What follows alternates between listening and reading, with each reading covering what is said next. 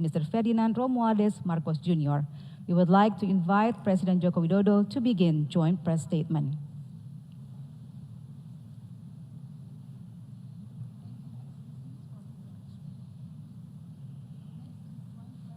Yang mulia Presiden Marcos beserta Ibu Negara,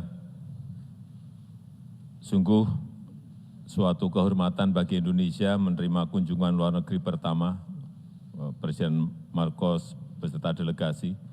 Dan baru saja kita membahas penguatan kerjasama bilateral di berbagai sektor, kerjasama kawasan dalam konteks ASEAN. Mengenai kerjasama bilateral, saya menyampaikan beberapa hal. Yang pertama, kita mendorong peningkatan volume perdagangan secara signifikan. Dibandingkan tahun lalu, perdagangan Indonesia-Filipina sudah naik hampir 50%. Indonesia secara khusus mendorong peningkatan ekspor produk makanan dan minuman, farmasi, serta produk kelapa dan rumput laut. Saya mengajak Filipina untuk terus mengembangkan potensi perdagangan dan juga konektivitas di wilayah perbatasan.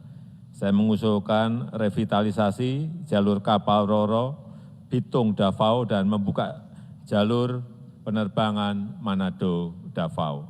Yang kedua, peningkatan intensitas kerjasama infrastruktur dan industri strategis. Beberapa BUMN Indonesia sudah ikut serta dalam program pembangunan di Filipina, misalnya proyek pengadaan 2 kapal landing platform dock oleh PT PAL dan proyek persinyalan kereta di Manila oleh PT LAN. Saya berharap agar rencana pembelian pesawat NC212I dari PT Dirgantara Indonesia dapat direalisasikan. Kedepan saya ingin semakin banyak kesempatan bagi BUMN dan perusahaan swasta Indonesia mendukung pembangunan di Filipina. Yang ketiga, penguatan kerjasama perbatasan. Kita sepakat untuk meninjau kembali 2 perjanjian pengamanan perbatasan agar terus relevan bagi masyarakat di perbatasan, yaitu Revised Border Crossing Agreement dan Border Patrol Agreement. Kita juga berkomitmen mempercepat perundingan delimitasi batas landas kontinen berdasarkan UNCLOS 1982. Keempat, di bidang pertahanan dan keamanan, kita mendorong penguatan kerjasama untuk keselamatan dan keamanan perairan di wilayah perbatasan. Saya sangat menghargai telah dilakukannya penandatanganan Agreement on Cooperative Activities in the Field of Defense and Security. Saya senang kita telah memperbarui Trilateral Cooperative Arrangement TCA antara Indonesia, Filipina, dan Malaysia karena sangat penting dalam mengamankan jalur perairan dari ancaman penyanderaan dan penculikan. Kelima, kita juga membahas kerjasama kawasan, bagaimana memperkokoh ASEAN dan implementasi dari ASEAN Outlook on the Indo-Pacific. Saya tekankan mengenai pentingnya memperkokoh sentralitas dan kesatuan ASEAN.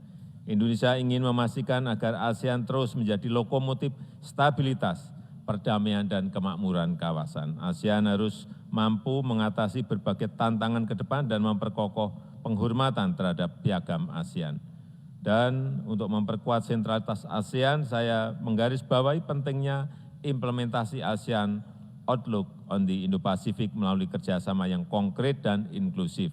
Dalam konteks ini, Indonesia akan mengadakan Indo-Pacific Infrastructure Forum di tahun depan. Saya juga mengapresiasi komitmen Filipina untuk mendukung penuh keketuaan Indonesia di ASEAN tahun 2023. Selanjutnya dengan hormat saya mengundang Presiden Marcos untuk menyampaikan pernyataannya. Saya persilahkan.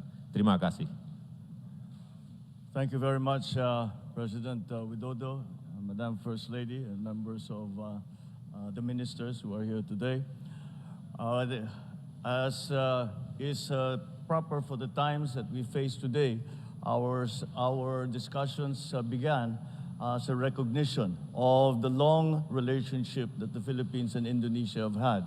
So long that in 2 years' time, we are celebrating the 75th year of our diplomatic relations. Although our relations go much further than that, because we consider Indonesians not only a neighbor, not only a friend, but kin. And for that, and on that basis, we spoke about the difficulties that we as members of ASEAN face after the pandemic. And this is why trade is such an important part of what we spoke and what we have agreed upon in today's discussions. We continue to thank Indonesia for the assistances and their involvement in the infrastructure programs of my predecessor, President Duterte, and their continuing commitment not only to go on and with these programs, but to increase the volume and the closeness between our two countries.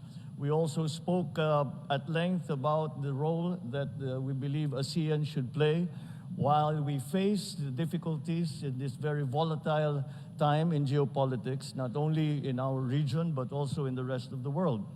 And we agreed that ASEAN is going to be the lead agent in the changes that we would like to see in continuing to bring peace to our countries. And again, the assistances that we have received from Indonesia have been a very important part of that. We continue to work on growing our relationship to making it stronger. So much so that in actual fact, our discussions progressed so rapidly that we, the President and I, have agreed to organize task forces already to meet and discuss, even at the technical level, no longer at the political or the diplomatic level, but at the technical level, so as to be able to take a full advantage of the opportunities that we feel that are available to us and that we will need to exploit to succeed in the near future. I expressed my belief to President Widodo that this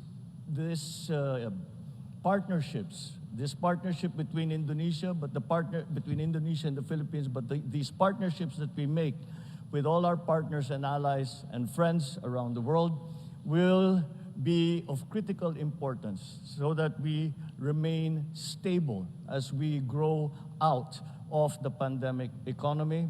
And we work together and help each other to develop regional peace and regional development. And for that, I thank once again the President for his very kind invitation. I believe that we have made the proper choice in coming to Jakarta as my first state visit as President of the Philippines. And I believe that this is only the beginning of many more things to come between Indonesia and the Philippines. Once again, I thank the President, Madam First Lady. I also thank the Indonesian people for their openness and their warmth as they welcomed us since we have arrived here. Thank you very much. Thank you.